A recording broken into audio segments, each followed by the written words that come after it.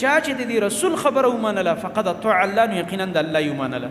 څه معنی چې حدیث د رسول الله صلی الله علیه وسلم دی ومنلو او د رسول الله صلی الله علیه وسلم اطاعت دی وکړو، الته د قرآن اطاعت کولی شي. چې حدیث نه مني دا قرآن هم نه مني، هسې دروغ وایي قرآن کوي لګېدلی دا دې وخت ډېر زندیقان تاسو یې نه ملحدین د قرآن په دې ټکي خلک دوکه کړه. غلام احمد پرویز د انګریزانو یو ایجنټ تیر شوی دی، ورسره ملازم هم بیا ریټایرډ شو.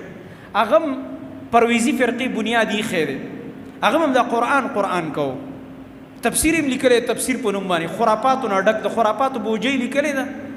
ناجیبه خبره ده د منکرین حدیث ته په دغه وخت کې حیران شي چې ته د نبی علیه السلام حدیث وایي دا د مخلوق کتابونه دي، او د غلام احمد پرویز کتابونه لکه چې د اسمان نه نازل شوي.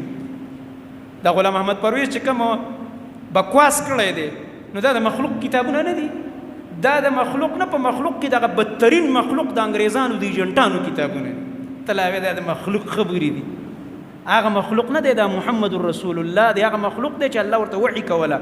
ظالمانو ته دا اوس د هغه چا سره برابرې چې هغه د دې زمانې یو زندق تیر شوی دی، د هغه د خبرو سره برابر او د دې زمانې د زندق خبرې پې د پاسه کې د نبي صلی الله علیه وسلم د خبرو د پاسه د مخلوق کتابونه، دا تا کوم داسې د اسمان کتابونه ویلي دي. منګه د قرآن شرح کو په خپل هغه د خوږ نبي صلی الله علیه وسلم په سنت او په حدیثو، ته د قرآن شرح کوي د انګریز په ایجنټ باندې. نو دا د امت د ټول امت دا شرح غوره ده چې نبی علیه السلام په حدیثو یې کړې ده. صحابه کرام رضی الله عنهم، تابعین، اتباع التابعین او اهل حق علما تر ننه پورې، که دا ستا د انګریزانو د ایجنټانو تشریح ډېره غوره ده. او دروغ وایي خلکو له دوکه ورکوي چې دا احادیث خو د نبی علیه السلام نه څوک وایي 200 کاله بعد لیکلی شوي، کله وایي 250 کاله بعد.